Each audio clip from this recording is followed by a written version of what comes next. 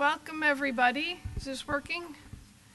Or I can just speak loudly enough so you can hear me. Thanks so much for coming. It's such a great turnout. I'm so thrilled to see you. I am Sheila Hurling, Vice President for Policy and Evaluation here at the MCC. Having just returned from the Busan High-Level Development Forum, this event today couldn't be more timely. For folks who are following that, country ownership was an absolutely central ingredient to those discussions. They've been part of the global aid effectiveness dialogue for many, many years. They are certainly a very important building block to the MCC, and we have 8 years of putting that building block into practice. It is also a key element of President Obama's first ever global development policy. And as I said, central organizing principle in Busan. Busan discussions were very interesting on the issue of country ownership, and I'm sure Greg will touch on this as he was also there, because what they did was take the principle of country ownership and directly link to it other development effectiveness principles. So principles like achieving results that matter for the people, to a process that is inclusive, which means including beyond government, including civil society in both the setting of priorities and in the monitoring of those priorities, and really importantly in terms of holding governments themselves, including civil society, and donors accountable for achieving results. And also transparency and the role that that plays in accountability and achieving results. Now these are 3 areas where I certainly believe MCC has a very strong record, and I think Sarah will be covering some of that in her remarks today. But it's one thing to say that you believe in these principles. It's a very easy thing to do. How can you not believe in these principles? What we are going to be talking about today is practicing what you preach, and that is the most important thing. So today we'll be talking about what the development community, our partner countries, civil society groups, donors, have learned over the last several years in trying to actually pursue country ownership. And importantly, how can we improve upon our approaches? A little background on the MCC and our Putting Principles into Practice series. I think most of you know that the MCC was created at a time when best practice development principles were being discussed globally. And MCC therefore explicitly built into our model was a notion of ways to enhance country ownership. So we have upfront 5-year funding. We have the freedom to support investments that the countries themselves prioritize. We have a mandate for transparency and consultation with civil society, and we have the authority for being selective in who we partner with. So we partner with a small set of poor but well-governed countries. And with these authorities, we've crafted an approach to ownership that we really do believe is forward learning, but we look to hearing from you guys today. We have 8 years of experience of putting this principle into practice, and we're taking stock. We are learning. We're trying very hard to learn. As part of that, earlier this year, we launched what we call our Principles into Practice series. It aims to take a frank look at what we're doing and improve. And we hope that this series not only fosters internal learning within the MCC, but also our lessons to share with the broader community. And today we'll hear about these lessons from our country ownership Principles into Practice paper. It's the second in the series, the first being results. You can find all of this on our website. Sarah will walk you through some of the key elements of the ownership paper today. Now, I know you didn't come here to listen to me, so let's get to the folks that really matter. The panelists we have today are on the front lines of putting these principles into practice, so we'll be talking about ownership today. We are very excited at the MCC to be working alongside Oxfam. Many thanks to Greg at Oxfam for partnering with us on today's event. He is going to kick off the panel today by offering some global context on country ownership, both from recent discussions in Busan and from Oxfam's really very, very important and excellent research and advocacy work on ownership. We are also really thrilled to be joined by a high-level delegation from Benin. Benin, as many of you know, is an MCC partner country. They've just completed their first compact successfully, very ambitious program. So I would like to point out Mr. Minister Bimbola. He is here. He is also the chairman of the MCA board of Benin. Ambassador Guan, thank you for being here. Mr. Bachko, who is on our panel, and he will be speaking to the experience of Benin on country ownership. Lee Roussel, it's good to see you here. I thought you were leaving. She is our resident country director in Benin, so I'm glad to see you here. And of course, as I said before, since country ownership is more than just the country, more than just the government, we are really glad to have Reggie Munisi from Tanzania. He is part of the Joint Platform for CSO Engagement in Tanzania. Very important perspectives to add to this dialogue, so thank you for being here. And the panel also includes our MCC Sarah Lucas, who is the creator of the Principles into Practice series, the author of the country ownership paper. She will be sharing lessons from that paper today. So thank you very much for being here. I will pass it on to Greg, who will kick off the panel. Thanks so much.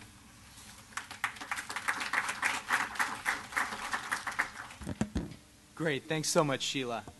It really is a pleasure to be here and to be working with MCC, which, for our perspective from Oxfam, is really on the front lines of trying to put the principles of country ownership into practice. And for us, there are a few key elements of the MCC's approach that we're going to have a chance to see here on display today. The first is their commitment to ownership and the idea that countries need to lead their own development. The second is their commitment to evidence driving those conversations and having the right data and bringing it to bear on these situations. And the third, which I think is exemplified via the Principles into Practice series that Sheila referred to, is the commitment to learning, to actually going back and taking a hard look at what the MCC has done as an agency, and taking a hard look at that and seeing what lessons can actually be drawn from it, both positive and negative. This is a very difficult thing to do politically, and I think, you know, fresh in many of our minds, of those of us who follow, say, the work of the Global Fund for HIV, AIDS, malaria, and tuberculosis, have seen where it's a difficult thing sometimes to take a warts and all look at the work that you do as a donor. But I think MCC should be applauded for it because it's the only way we're going to get real lessons about how we can more effectively support the efforts of people and countries to lead their own development. And so I commend the report to your attention as well as the series, and I'm really thrilled to have the chance to be here at this event as we dig through some of those hard lessons and see what implications they actually have for future policy and practice. I'm going to kick off. I don't want to talk for long here because we actually want to hear from the rest of the panelists. I'm based here in Washington, D.C., so you guys don't want to hear from me. You want to hear from Sarah, who's written the report, and particularly from Mr. Bacho and from Reggie, who are dealing on the front lines with their respective development challenges in Benin and in Tanzania. But I do want to frame the conversation a little bit, talking about how Oxfam views ownership and the dilemmas that donors face in trying to support an ownership-based approach. We view ownership as based on a compact between active citizens and effective governments. And this stems from our core belief that donors do not do development. MCC doesn't create development. Oxfam doesn't create development. People and countries develop themselves. And so what that means is that the relationship that is most important in development is not the relationship between a donor and recipient. It's the relationship between citizens and their government in the country itself. This is pretty well established in terms of ownership theory. In terms of ownership practice, though, there are a couple different challenges that donors grapple with. Grappling with this fact that by coming in as a donor, the donor intervention in the local country relationship is necessarily disruptive to that compact between citizens and their government. And how donors choose to deal with that fact and mitigate that disruptive influence is the core challenge of ownership. Most often we think of it as, how do donors actually support citizens? How do they support governments in terms of developing their own capacity, setting priorities, and measuring results? But in fact, there's a second challenge that's harder for us to grapple with. How do donors make sure that their actions to be supportive of citizens and governments aren't actually disruptive to the relationship? And this gets us to the core challenge of politics. I know many of us in Washington who are committed to development tend to instinctively see politics as a dirty word. We see it as being the opposite of the evidence-driven practice that we think is most helpful to people developing themselves. In fact, though, I'm going to make the argument here today that politics is not a dirty word. It is, in fact, how countries make decisions about how resources get allocated, about what gets prioritized, and how results of success or failure actually are judged. And what strikes me most about the paper that Sarah has written about the MCC's approach to ownership is about how the MCC uses evidence not as a substitute for politics, but as a contribution to the political conversation in countries. And I won't pre-cook this too much. I'll let Sarah herself talk a little bit about the findings of the report. But I'd like you to, as you're listening to her presentation, listening to the other panelists' presentations, think about how the MCC approaches evidence in a way that actually makes that evidence useful for a political conversation in country as citizens decide what their development priorities are and as governments organize themselves to try to meet those priorities that have been set by their citizens. I think this gives us an opportunity to talk a little bit about how this links to the recent conversation in Busan. Because the original conversations at Paris 6 years ago about setting the Paris Declaration, the Paris Principles, and how country ownership was a core principle of Paris, those focused on the neglected role of governments in being able to lead the development agenda in countries. That was a very important contribution of the Paris Declaration. What it missed a little bit, I think, was the role that citizens actually play in holding their governments accountable and helping those governments set those priorities. And one of the things that we think has been most powerful about what's coming out of Busan is making sure that citizens are seen as equal partners in this conversation. In order for citizens to play the role of holding governments accountable, they need some specific things. And in particular, they need the space and freedom to be able to petition their government, to organize themselves as civil society, and to be able to hold their government accountable. Likewise, governments need things to be able to play their role in the relationship. They need the capacity to respond to their citizens' needs. And that doesn't just mean that they need the skills or the resources to be able to meet the needs that their citizens outline. It also means they need to be free of burdens that donors can sometimes impose so that they can focus on being accountable to their own citizens first rather than being accountable exclusively to donors. So that's the dilemma that that donors face, I think, when they actually approach the question of ownership.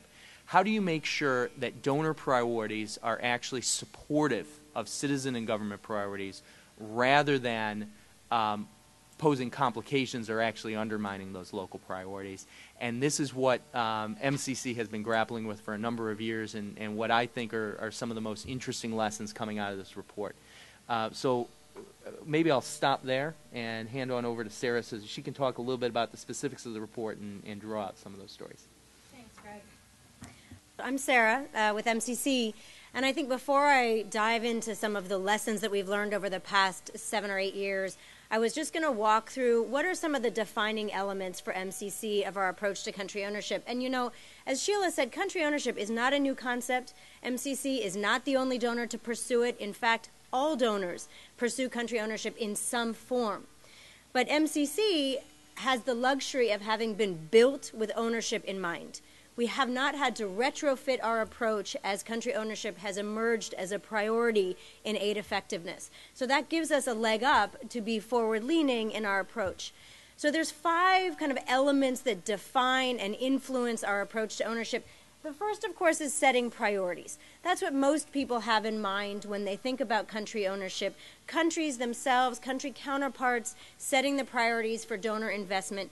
As Greg said in MCC's case, that priority setting is informed by economic analysis that is done jointly between partner countries and MCC. But we go much further than that. Implementation is done by country counterparts. MCC has a tiny footprint in country, and we look to our country counterparts to establish entities and to work with existing government ministries to implement MCC-funded programs. The next three elements are three that I think get to this notion that Greg is describing as a compact between citizens and governments. Policy reform is a huge part and a bold part of the way we expect countries to own MCC investments, because there are many policy reforms that will increase the impact and sustainability of compact investments, and because we give large grants over 5-year periods, internal reformers have the courage, the support, the time, the leverage that they need to really own some hard policy changes. And this gets directly at how governments serve their people. The second, or the fourth, but the second in really contributing to this compact, I think, is the question of accountability. You know, we make it clear to our country counterparts that they are accountable to citizens. Civil society and private sector are represented on MCA boards of directors, and those boards are accountable for good implementation and achievement of results. And then lastly, I would say transparency is a foundation for all of this work. For country governments, for civil society to own and to hold each other accountable for development investments, they have to know what's going on. They need budget information, program information, what the programs expect to achieve, how they are progressing, what impact evaluations say. So MCC and our country partners put all of that information in the public domain as one way to facilitate this kind of accountability and compact that Greg is describing. So with that foundation, we've had 8 years of putting country ownership into practice in 23 countries. So what are we learning? The paper describes 6 lessons, which I invite you to go over in great detail. It's a long read, that paper. I'm going to walk through 4 of them, the 4 that are in bold here. The first is that country ownership is really actually more of a partnership that relies on mutual accountability. We have found the term country ownership to be too simple. It somehow implies that countries have free rein or they are independently making decisions, when in fact this is something we do together, right? So MCC asks countries to set priorities within the boundaries of our mandate, of our standards for impact, for transparency, for environmental accountability.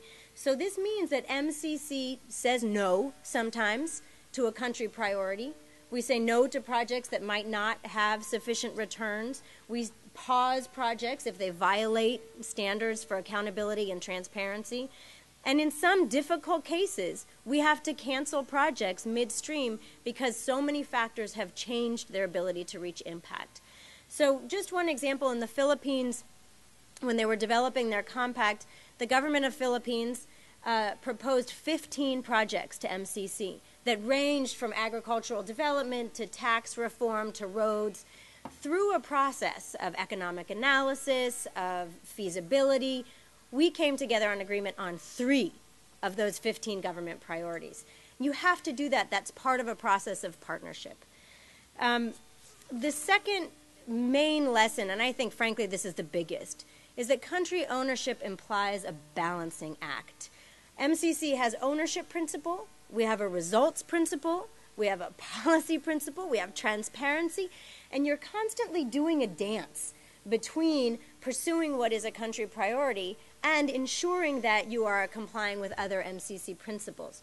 So in many cases, these principles are not at odds because our country partners also want to achieve results transparently and accountably. But there have been difficult cases for us in which, you know, the thing is that with an ownership principle, with the transparency and consultation, the stakes are high. The political stakes are high for our counterparts. They have told the world that we will achieve a certain set of things. And so when you get partway down the road and it becomes apparent that you won't be able to achieve all of that, it's hard for folks who have owned these investments to be able to turn around and say we actually have to pull back on some of these projects. We need to reduce our targets. We don't have sufficient budget. And so you end up with this dance of decision making of this is a priority for us politically or publicly, but because of cost increases, this investment no longer is cost effective. The amount of money that we have to spend is not justified by the expected benefit. And so we have had difficult conversations with our partners about how to strike that balance in many, many countries, particularly in infrastructure. This third point is one that is not a news flash to those of you in the room. Country ownership goes well beyond governments. We're talking about civil society, NGO groups, private sector, citizens, potential beneficiaries of programs. And we have discovered that the compact development process and the compact implementation process are important places to engage beyond the government. And interestingly, in the compact development process, MCC has looked over the years, based on our learning, to put more structure around that engagement. Because in early years, we had kind of a blue sky brainstorming, open discussion about what matters to people for development, and that is just hard. High expectations, lack of structure. And so we have over the years, and this relates to some of the points that Greg has made, put more boundaries around those discussions informed by economic analysis. You do the constraints analysis first, you identify what the most important things are for investment in this country, and then you have a discussion about how to solve those problems. On the flip side, on the implementation engagement with civil society and others, we've put less structure around that. Because MCC came out of the gates with ideas. Everybody needs an MCA board, they need stakeholder committees, these people need to be involved, and we mandated that in some cases. But if you look at a country like El Salvador, we mandated a stakeholder committee be formed to influence implementation along the way. Well, in fact, that stakeholder committee got a lot less traction and influence than a group of local mayors who took the initiative to come together and engage on compact development and have been very active through implementation. So we have learned to step back and have a better sense of what existing mechanisms in country can meet this goal of ongoing engagement. So I'd say the last of these 4 lessons that I want to go through is the 6th, and that is that country ownership pays off. It pays off in terms of achieving results. It pays off in terms of improving program design. It pays off for leveraging policy reform and as an opportunity for capacity building when you work with existing government entities. I want to give you 2 examples. In Honduras, we had such a good example of country ownership paying off for results. Honduras had a 5-year compact during which there were 3 major political transitions at the national government level, including a relatively controversial interim government, and our compact stayed the course. It finished on time, it met its targets. How did it happen? It happened because country ownership went way beyond the national government level. The legislature was involved in tough policy reform that supported the compact. Civil society and private sector were on the board and engaged. Local mayors and citizens came to the table to problem solve and bring resources for road construction. So there was such a deep sense of ownership in that compact that served as an anchor during all of that political transition. Another case for how ownership pays off for really better program design is Malawi. In Malawi, the constraints analysis identified the energy sector as one that was really holding back development and poverty reduction. So once that was identified, our counterparts in MCA managed a participatory process to unpack the underlying causes behind that constraint. It included civil society, utility managers and regulators, local populations, and they identified issues that the government itself would never have come up with. Lots of policy reform, regulatory and institutional change, and some natural resource management issues that the government would never have thought of. So we had then planned a compact that had that diversity of investments informed by a much broader range of country ownership. So I just want to close by saying that the bottom line is that country ownership is not as easy as it sounds. We've had a lot of hard knocks, frankly, in the world of country ownership. But we are finding that it pays off in a lot of important ways. And so we are trying to continue learning and refining our program. Let me just say that when I was speaking with Mr. Bacho yesterday about my paper, he said, Sarah, you don't have enough examples from Benin in this paper. And so I'm going to look to him now to step up where I fell short and give you a better picture of how country ownership played out in the Benin Compact context. Thank you, Sarah. When you were talking, I thought that we were talking about my country. Okay. Thank you. Okay, you know, Benin Compact is a 5-year. Please let me greet you before. Ladies and gentlemen, good morning. Thank you.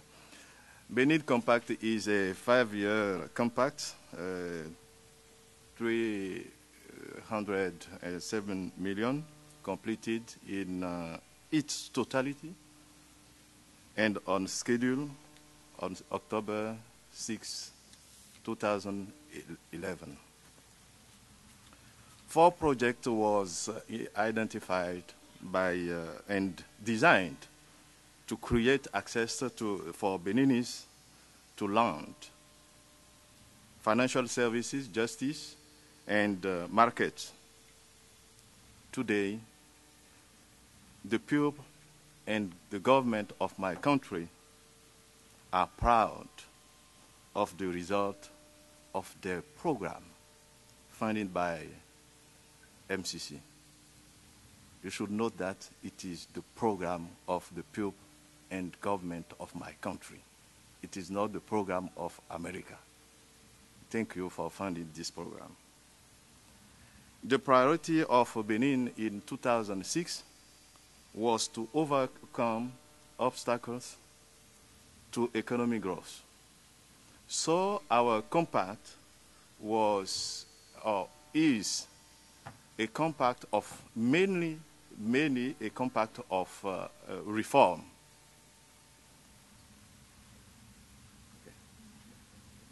Sorry. Okay. What are the achievements or the result of this the implementation of our compact? At your left, you can see a courthouses that was rented by my government, but after the founding of MCC, you have in the middle the new courthouses.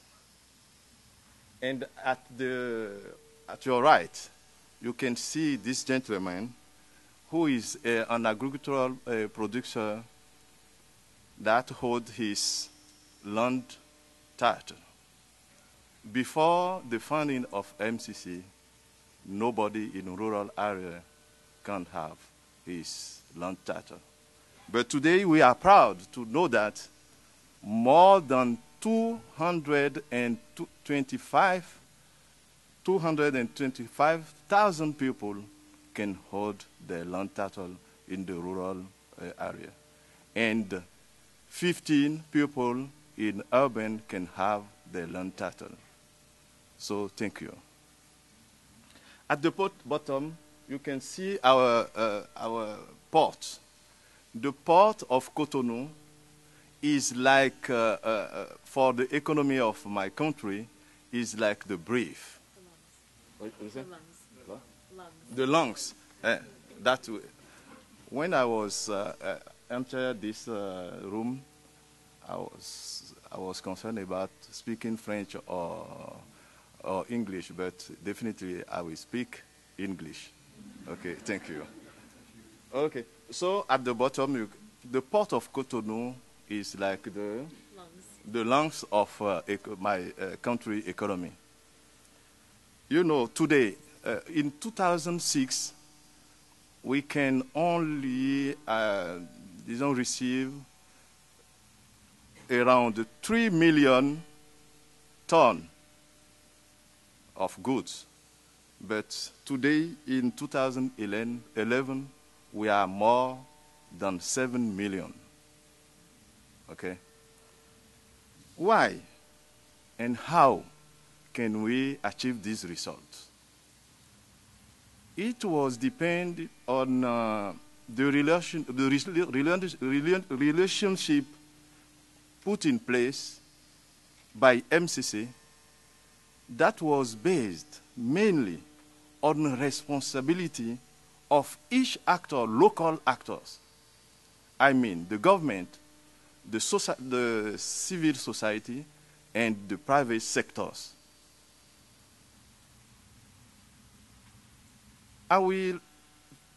My speech will take around about 3 steps. The first concerns the development of the program. At the beginning, real problem was identified and addressed, and by local and foreign experts, conduct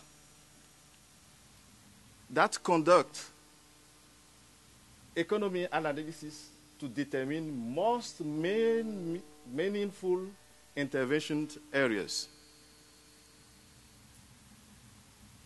Investment of people of Benin at all levels of the compact, as stated before, citizens, companies, private sectors,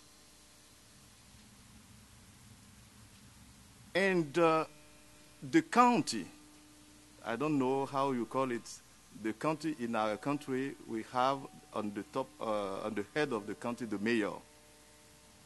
All of them are involved in the development, not in the development of the program, and in the implementation of this program.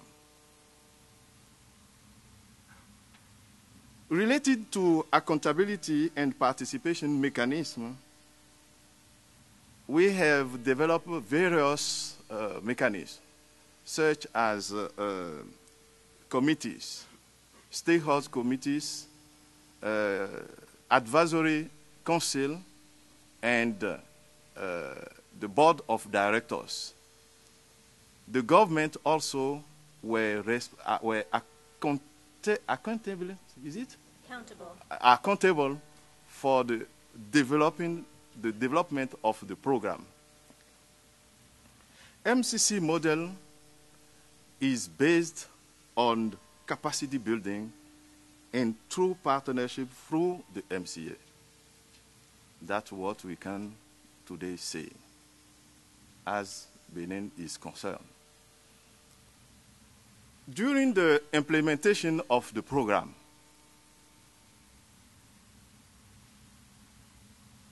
we established institutions to lobby for important first step. That was reform, and the bonuses was the infrastructure that we built up. So we set this by creating real progress towards real change.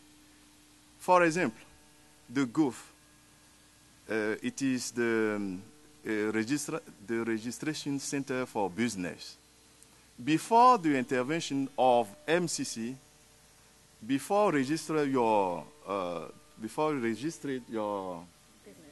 business, you may spend more than 30 days.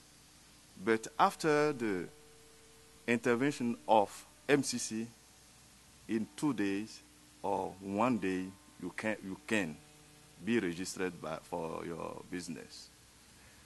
And this can be a reality because we work directly with the Chamber of Commerce.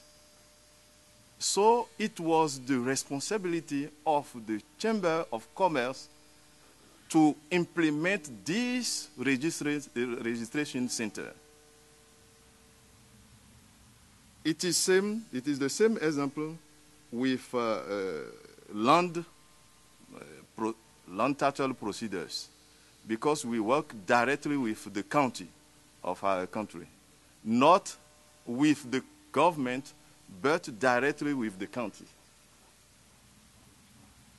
Benin government active every step of the way.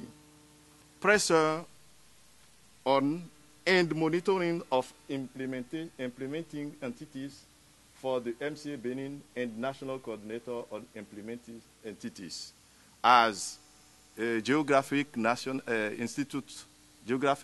National Geographic Institute for Land Problem with, I say, the Chamber of Commerce as the registration center was concerned.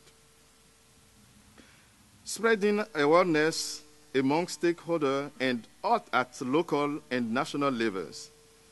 I talk about it already, citizens, NGOs, companies, government, and counties. So, what can we today, after the implementation of the compact, we can develop as ownership?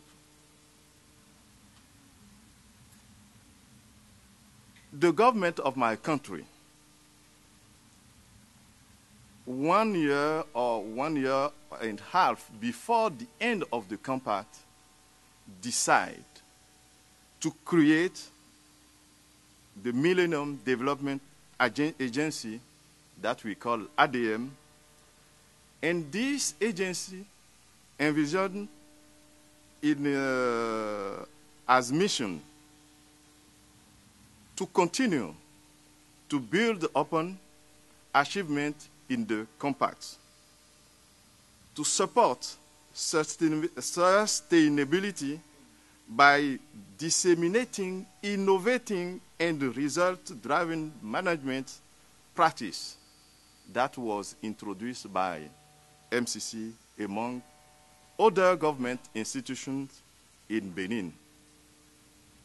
You know, it is how my country is influenced positively by MCC rule, procedures, and management. Thank you.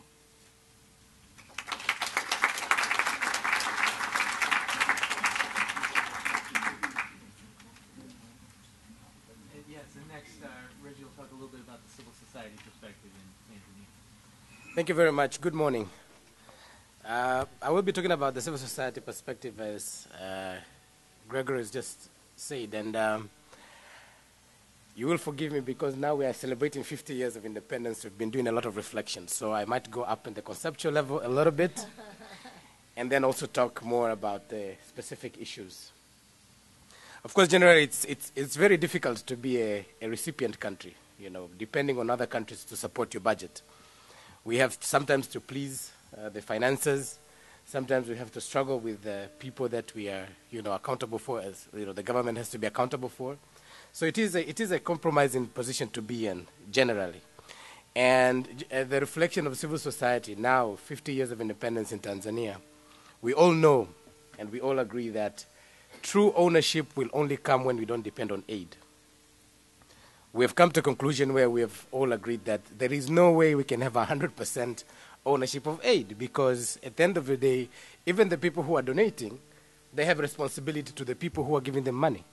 So you can notice also from the people that Sarah that wrote, which is really brilliant, I must say, and a lot of interesting lessons coming up, that on one part, the governments want 1, 2, 3, but you know, at the end of the day, the interests from the part of the United States are different. So it is difficult and a very compromising place. So first point I want to make is that true ownership will really only come when these countries have graduated from aid, and actually we're talking about our own resources. Then we really own the development process. And the second point I wanted to make is that there are a lot of changes that have been happening over the years. A lot of positive changes, some of course not very good, but most of the changes have been very positive on the part of what aid has done to Africa. Of course, there is the argument where it has fueled corruption, more dependency, and a lot of people have been working very hard to try and understand what is happening. Sarah and the others in MCC, also many other development partner countries to the poor countries have been working hard and saying, you know, we've been giving aid, we've been doing this, so what more can we do? And some of the concerns of civil society is that, you know, one day they'll get tired. So that's why now we must talk about ownership, now we must talk about graduating from aid and moving forward. But there's a lot of changes in terms of building better governance in terms of building better financial accountability in these countries. There is a lot of positive results to show, apart from just the negative parts, because there are negative sides of aid, but there are a lot of positive things to show. And in countries like Tanzania now, we have a lot of changes happening on the political scale, but also in the grassroots level. And this is affecting whether it's private sector, civil society, and every other actor. But most of the changes is happening in the grassroots. After 50 years of independence, many people want now to have another long-term, large-scale thinking and inspiration. And as I said, I'm talking a little bit on a high level, and then I'll come down to the specifics. When we got independence, we said, okay, we want our plan. What is our version of the American dream? What will drive our people feel confident, will make people contribute without reserving anything? How can we make the country come together and say, now we want to move? We came up with the concept of Ujamaa, which is African socialism. We tried. It moved in some ways. It failed. Some parts it worked. And, of course, it's still very entrenched in our thinking. We still think a lot about community, about, you know, how do we bridge the gap between rich and poor. There are a lot of good things to learn from it. But after 50 years, we've also had a lot of other, you know, programs, whether they're aid sub-funded or they're led by government. With the structural adjustment programs, we've had many 5 years, 3 years, 2 years programs. And, you know, you go to the village and they tell you, you know, we've had at least 2 very good programs. We had one that had to deal with health.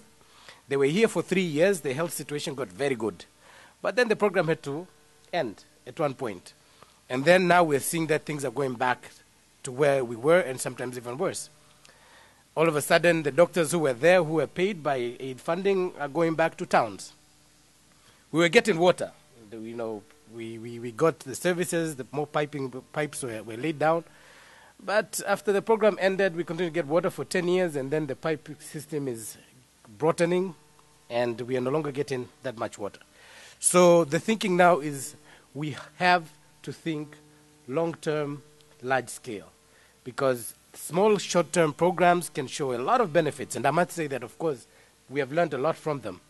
But it is only through long-term, large-scale investment, and this is where the concept of ownership becomes very important, that if the country can really own these initiatives in the long run and know that they need to commit resources and human or financial to ensure that these results are sustained. So the change now is everybody wants to talk long-term, large-scale, and even one of my professors was telling me, because I was told that I was becoming too technical in the way I think about development, you know, so they told me, you need to go back. You have to realize that you have to philosophize first. Philosophizing is probably one of the things that is lacking, because there is the goals, there is the objective, there is the results, but there is the intention, which brings the philosophy. What is the long-term intention? What kind of society are you trying to build? Are you committing to it for how many years? So we're trying to go back again into philosophizing, theorizing, and not just thinking about the technical aspects only, because it's only through simple messages and clarity of where you want to go that you can also inspire the population. So these are very theoretical aspects. Now let me go back to the concept of ownership and how civil society feels about. Of course, number one, there is the conception where we see that if ownership is to happen, we have to work with partners who will help countries graduate from aid. I've already made that point before. And in this regard, there are 5 things we always talk about. Number one, how is there legitimacy and ownership in the conception stage, which MCC adheres to, you know, setting the priorities, deciding what is important. That is the first part. The second part is how do we then, one, convince the technocrats in the government, in civil society, in the business, in the private sector, and convince them so that they actually buy into the objectives of such investments, like the MCC and other investments done by other donors. How do we build the buy-in of the technocrats? Because these are the guys who will be doing research, evaluating, deciding, doing the day-to-day. Well, in the first part is just the intention, saying that these are the priorities, but these are the guys who will be doing it. And how do we make sure that they can continue doing it? If we're building roads after the MCC funding has ended, do we have people in Tanzania who continue to maintain roads? Very few Tanzanian companies actually are involved at all in building the roads. So when the MCC funding ends, you know, we have very little expertise within the country that can actually continue building the roads or maintaining the roads. The third part is about institutional. And this probably is one of those that are very bring a lot of debate. How do we build the institutional ownership and legitimacy? We understand that most of the systems and institutions within Africa are still very weak. And there's been a lot of work being done by different partners trying to build these institutions, whether it's financial, whether it's decision-making processes, whether it's policy processes. And of course, different countries have experienced it differently. So we get a lot of different advisors, and of course we have to choose. And sometimes some of them are thrust into our throats. And unfortunately, initially, like in Tanzania in the 1996-97 period, we were almost accepting everything. And most of these documents today, they are just policy, they're just documents in the shelf. So even when civil society are lobbying and say, but this is in your policy, it's like, okay, give me the policy, I read it. It's like, you're the government, you should know this. So it's how we can build into the institutions to really understand even the policies they're coming up with, the policy reforms, but strengthening the institutions, tax collection institutions, you know, accountability mechanisms. How do you do it in the US? How does Norway do it? How does different countries do it? So that these institutions can sustain, you know, what we learn from what we do with the development assistance, what we do with the learning that we get from technical assistance in different ways. So building up on the institutions. And that's why I know many African governments, and also, of course, now even civil society, we advocate a lot and say, we need more direct budget support. Not many people like it, but we say, we need more direct budget support because then it lessens the confusion. If I have to account, and this is just an example of American operations in Tanzania, you have USAID, you have PEPFAR funding, you have MCC, you have CDC, and all of them have different reporting requirements. And then I have, again, the Norwegians and the Swedes and everybody. But if this institution that we are building is so fragmented and accounts in so many different ways, the understanding of results of the different partners is very different. So how do you bring this together into one institution so that the government can actually function? So that we can have a Tanzanian understanding of what is result, you know, monitoring and evaluation systems, reporting requirements. And I know, of course, it's a very big challenge because, again, different countries have different reporting responsibilities to their public. So we do appreciate that need, but now we try and push more into building institutions without confusing them so much so that we can actually build, you know, a more harmonized mechanism of operating, formulating policy, so that we can own them and we can sustain them in the long run. Even when we graduate from aid, then we have these mechanisms. And the other part, which is now becoming even more important, is the political legitimacy of aid. How do you get the buy-in of the public? Because it's the population who is benefiting from aid which really matters. Of course, there's a whole debate of, are we talking about development of things or development of people? Another debate rages in many different directions. Are we talking about just building the road, or are we talking about helping the person understand actually, you know, what will be the benefits of these roads? We build railway tracks and people steal the railway tracks because they see the things, but they steal. We build a hospital and people come there and just steal windows and sell them because sometimes they don't get it. They get the health service part, but they will still come and steal the windows and go and make their own money, you know, short term. So how do we bring in the public? And that's, of course, a role that a big part that civil society has to play. And we've been discussing initially also about how much can civil society really build that political legitimacy? And it has to go beyond just civil society. It's the private sector, it's the government. How do we build public support for, you know, specific aid projects, but also, you know, even non-aid funded programs? And, you know, civil society has been changing a lot. And this is a very short story. Before independence, probably it was very organic. Basic needs. People come together for specific interest. After independence, you know, unfortunately in Tanzania, civil society was suppressed. We didn't have much space. During the structural adjustments, then civil society started mushrooming. But mostly, it was a response to an opportunity to get financing. So civil society were built from top going downwards. And a lot of the organic civil society were left out. Unfortunately, the donors' approach did not manage to work with the grassroots movements. You know, women coming together, try to help each other, fetching firewood. You know, it couldn't come to the conceptual framework of most development partners. Now we're working hard to see how we can reconnect.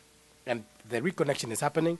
I'm working with the joint platform as introduced, and we're trying to see how we reconnect, because then that's the only way we can start building the public support and understanding of all these processes. One of the key issues I wanted just to highlight very quickly is that we had a challenge in Tanzania where we worked very hard in developing the poverty reduction strategy, and we had a massive public engagement trying to build public support. But after it was launched, 6 months later, the government came up with something else, called it a 5-year plan. We don't know exactly what happened, but we think probably the public support was very important.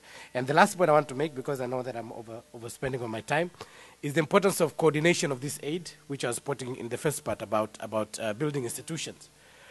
Can we bring it together so it is big enough? Because you can see, Sarah was pointing out that you invest in a program and realize it's going to be too expensive. But then you have also maybe the Norwegians investing in a similar program. And you have the Canadians also investing in a similar program. So how can we pool these resources? Well, of course, we are also investing from tax money. How can we pull it together so that we have enough? So those are just the quick remarks I would like to make. Thank you. Thank you so much. Thank you so much, Reggie, and thank you to all our panelists for those insights and stories and anecdotes, which of course I think are the most interesting thing for most of us here in Washington, hearing the actual details of how this works in practice. We're really interested in hearing questions from the audience. We've got a couple questions up here that I'm going to ask as moderator, but we're going to try to move through those pretty quickly and then open it up. So if you in the audience have questions, please start thinking about those, and you'll get your chance to ask. But I want to start by asking a question to dig a little bit more for both Mr. Bacho and for Reggie on the efforts that the MCC made to actually build trust with your respective countries and various stakeholders in your countries, and how that process went. Were there missteps along the way? Were there lessons learned? If you could maybe share an anecdote or two about the trust-building process that went on during the development and execution of both the Benin and Tanzania compacts.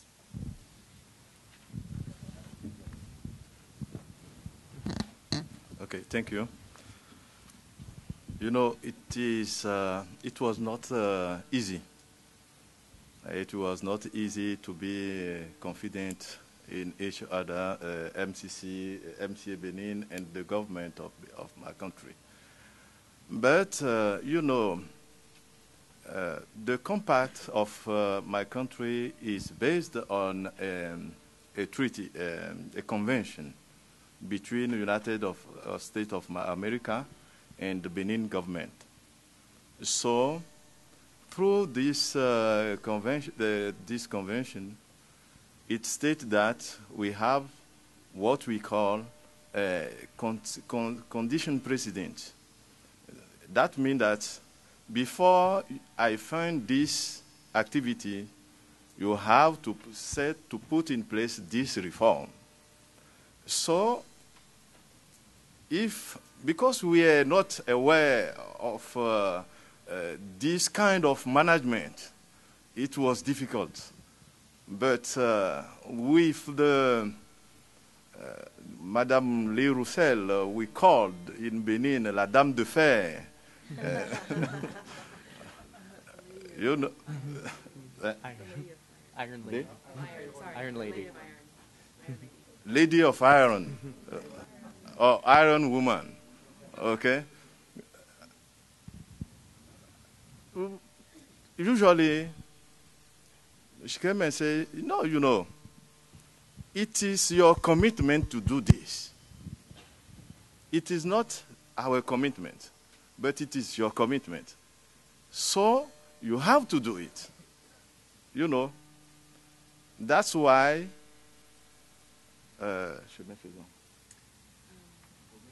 progressively we say, okay, yeah, it is our commitment. So we have to do it, really. And we start doing it well, you know. And, but it is not easy. It is not easy because we had some habits that are not good, okay? And we have to change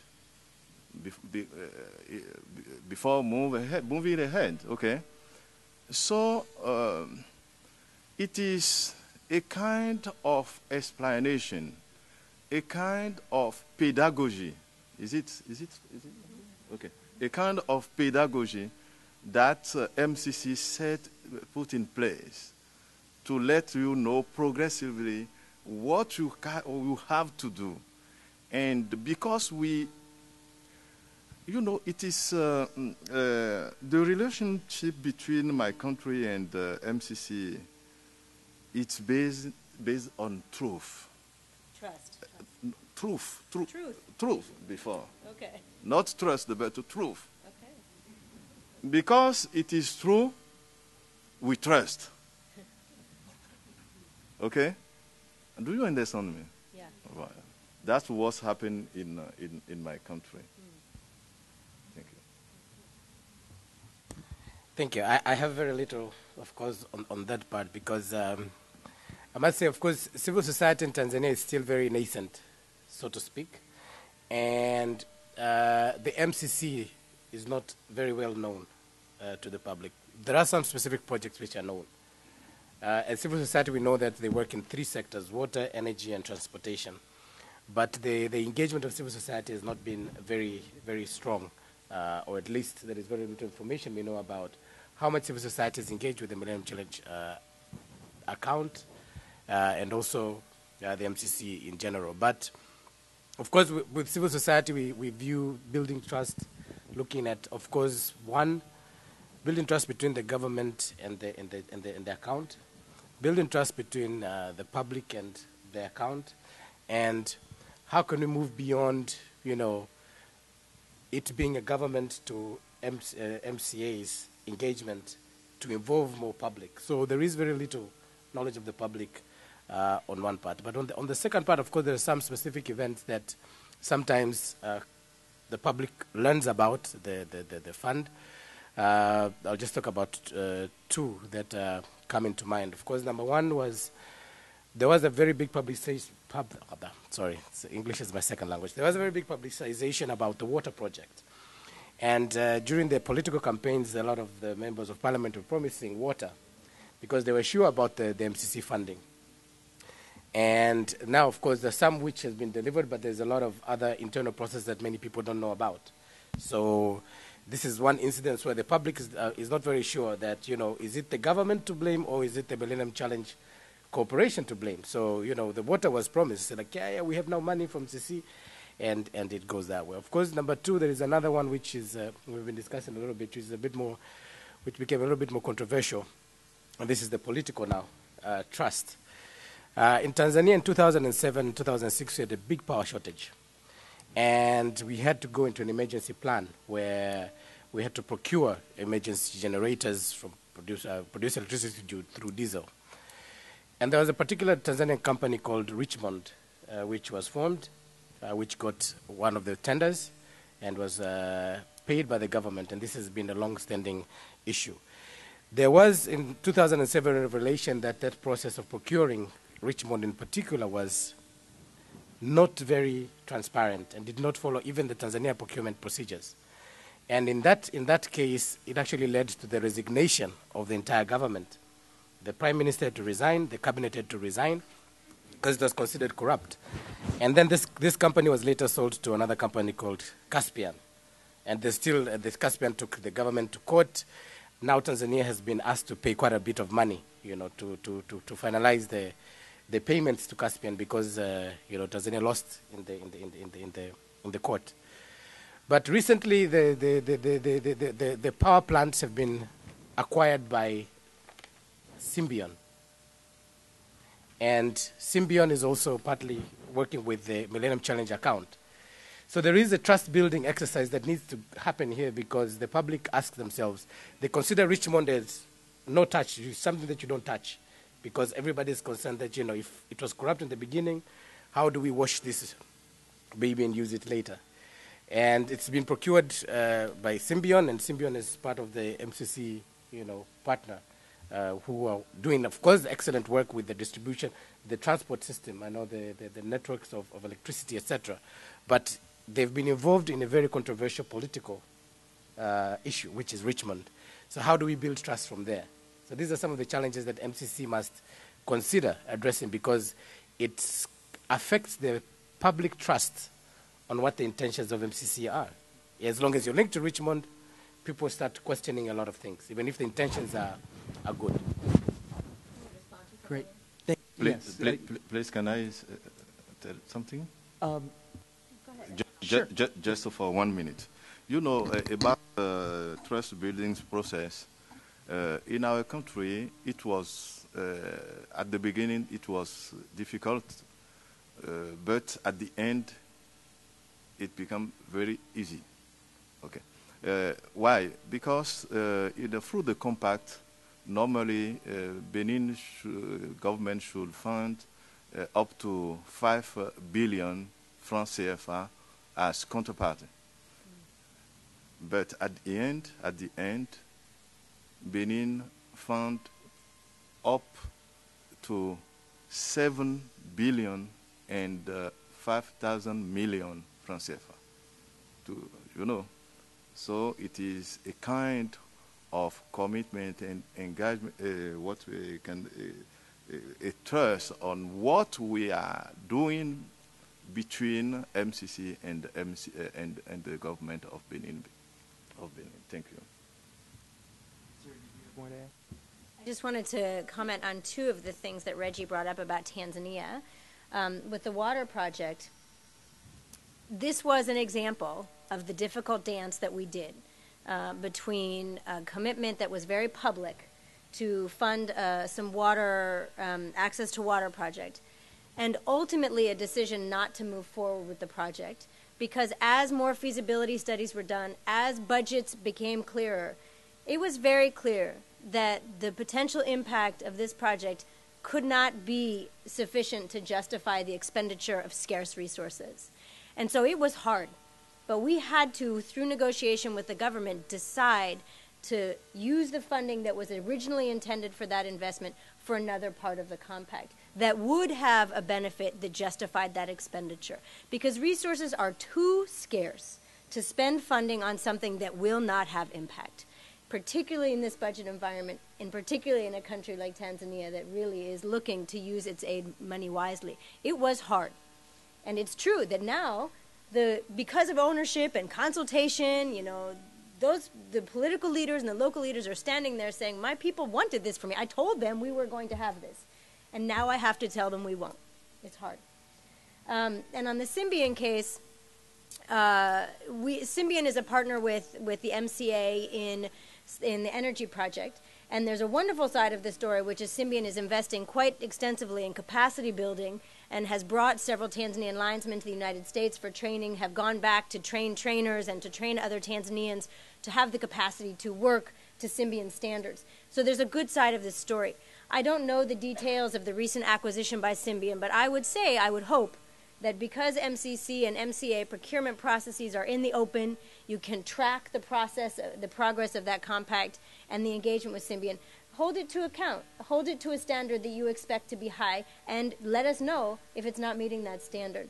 And because our procurement processes are so transparent, you know that Symbion is a partner to the MCA, and you can watch it carefully. So please do so actively, and let us know if there are concerns. Great, thanks, Sarah. And if I could actually follow up on your response with an additional question here, and it strikes me first of all that this is again one of those situations where evidence becomes a tool for politics, but doesn't actually free a donor from the process of politics and the back and forth that provides. But MCC has actually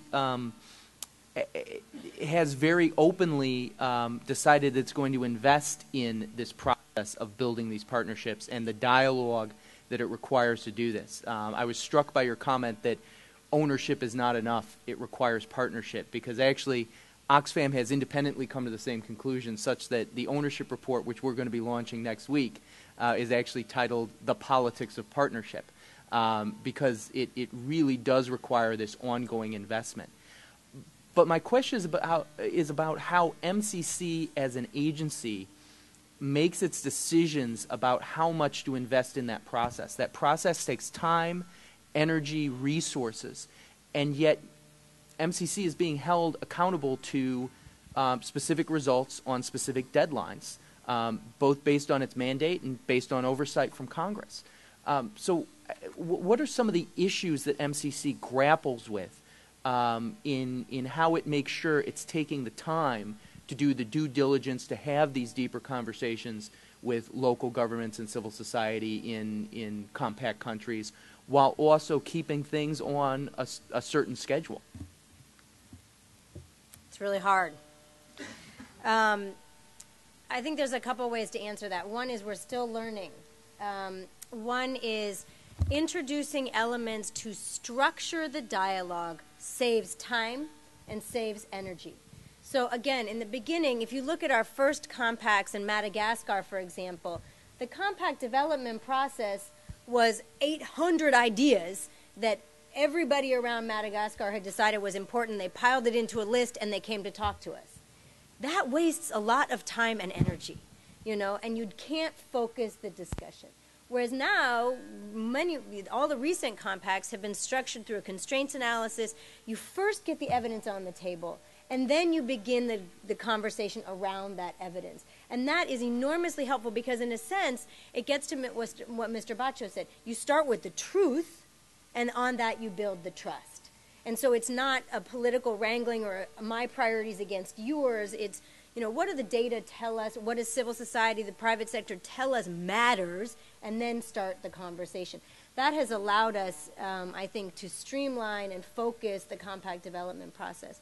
But, this trade-off between time and investing in partnership manifests itself everywhere. Civil society consultation. Ideally, you could leave much more time. But then you have a compact development process that's 2 years long. Congress is tapping its toe. Our budget is sitting in the bank. So you can't take 2 years.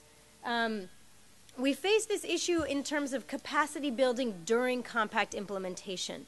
There are many times when we would we find a problem, we're mutually trying to address it, and we would love to leave the time sufficient for a homegrown solution to emerge through lots of consultation. Meanwhile, you got your 5-year clock ticking, you're behind on your implementation, and you don't have the luxury. And so, again, it's a constant balancing act, and sometimes you err on the side of leaving the time for the capacity building because that sustainability is more important in the long run.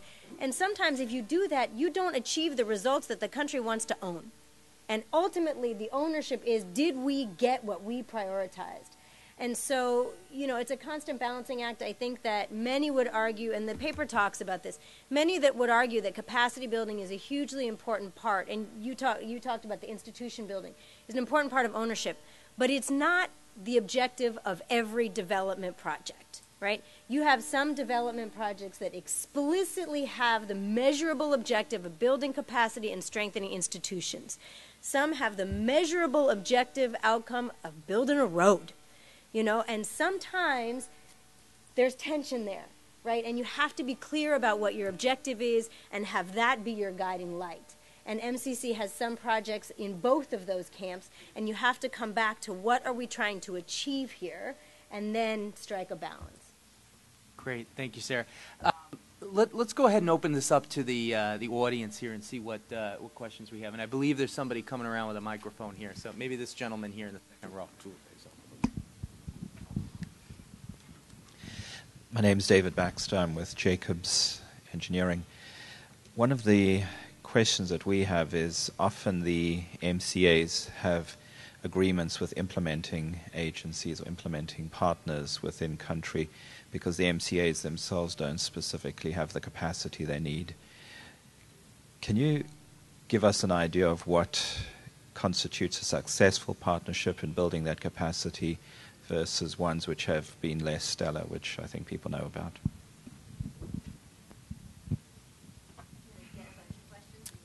Yeah, let's go ahead. Let's go ahead and try to take 3 questions maybe, and then we'll go ahead and have people answer them. Some additional questions. We'll batch these up. There's one in the back row over here, and then is there another one? And then over here. So, sorry, I'm sending you both directions. Hi, I'm Casey Dunning with the Center for Global Development. I'm interested in hearing a little bit more on how MCC is hoping to expand the concept of country ownership with regards to second compacts, because you've laid a nice framework with first compacts, and so I would hope that you could then, in second compacts, do more new and exciting things. So I would love to hear about that. Thanks. Okay. Great. And then there's a woman over here, and I guess the 3rd row, 4th row.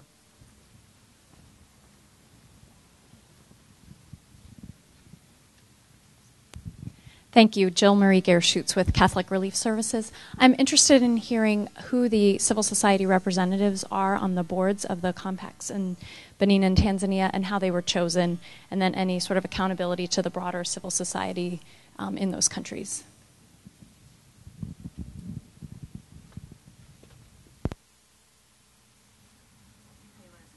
Yeah, go ahead. I was just giving you a moment for translation. But does somebody want to take those first? Any volunteers? Or? I'm happy to start since I don't have to translate anything, but nor do you. Mm-hmm. Should I answer Casey's question? Yeah, why don't you? Thanks, Casey. In the question of second compacts, MCC has published some guidance around second compacts. It's on our website. You know, the fundamental ways we engage with the country around a second compact development will be similar. The countries will lead in priority setting. I would say for those countries that are starting to consider second compacts now, those were very early MCC partners, and we didn't have a constraints analysis tool as formalized at the beginning of our relationship with those countries. So they will be asked, and Georgia has been asked, and Cape Verde has been asked, and have done constraints analyses led by those countries, their economists, their folks. And so that is a very concrete manifestation of how you start the partnership is with the country itself doing a formalized analysis that will be more rigorous and formal than it was for their first compact. I think we would expect to see more ambitious policy reform in second compacts.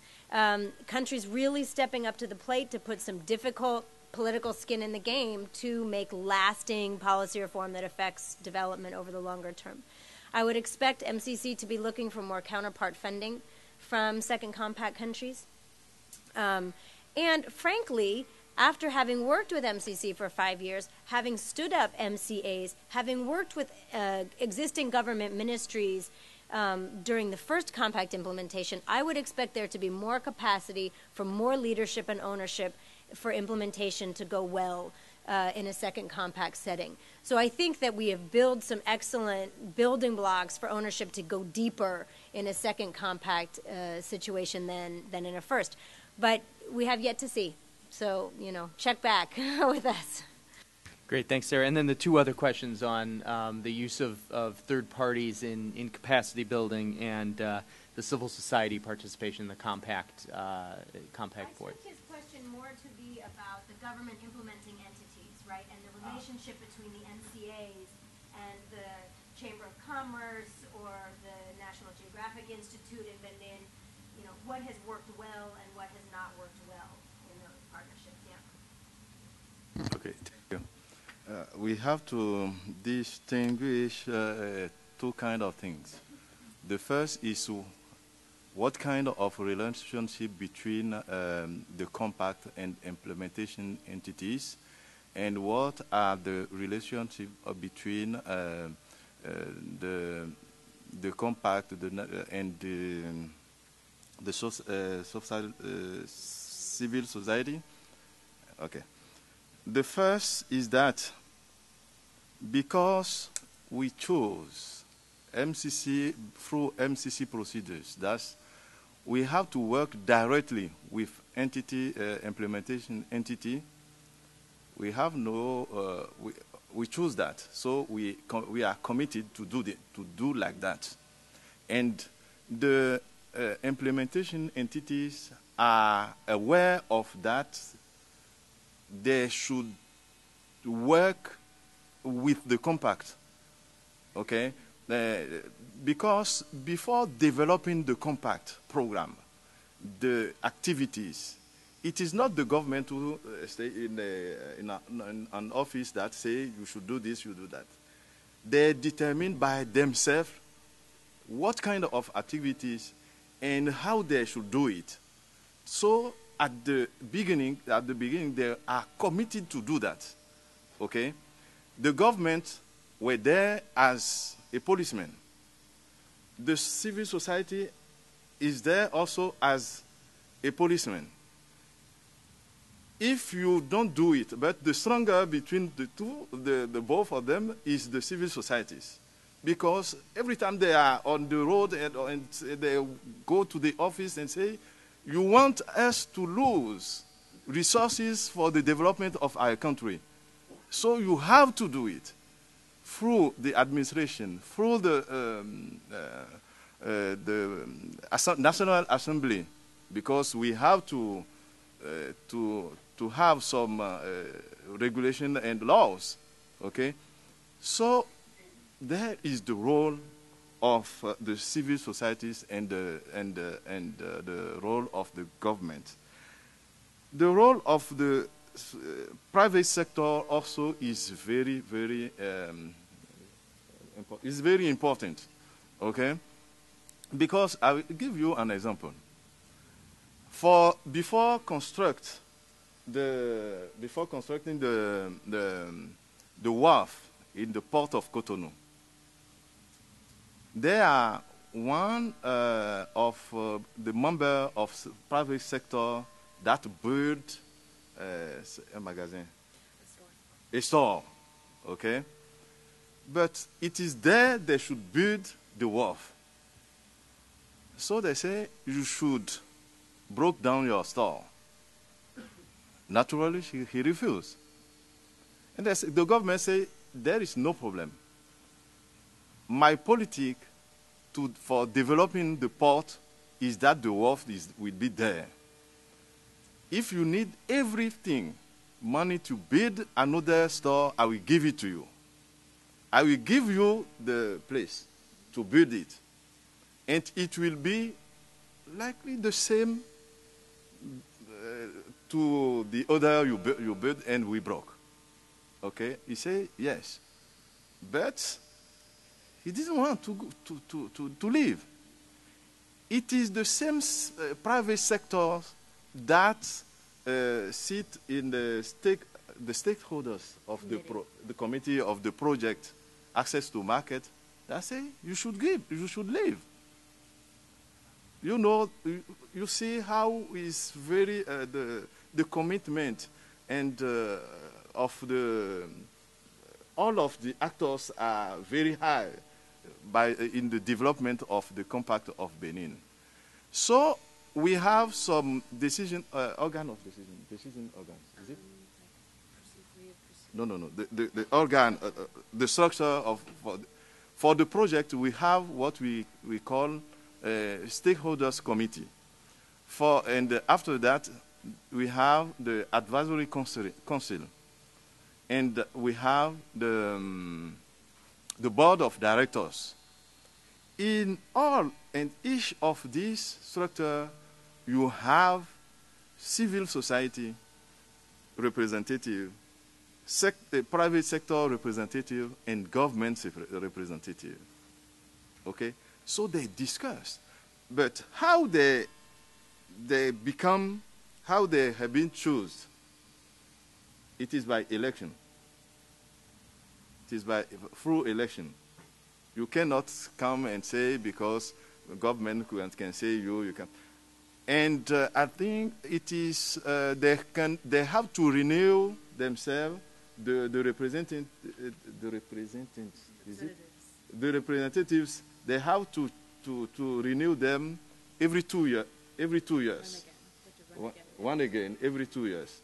So every 2 years they meet themselves and they elect the representative in those structures of decision. Okay.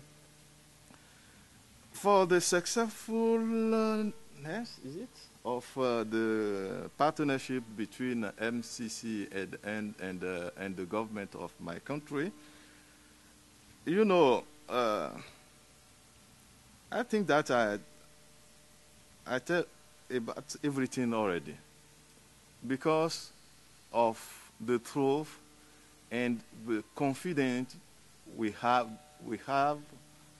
between both parties. And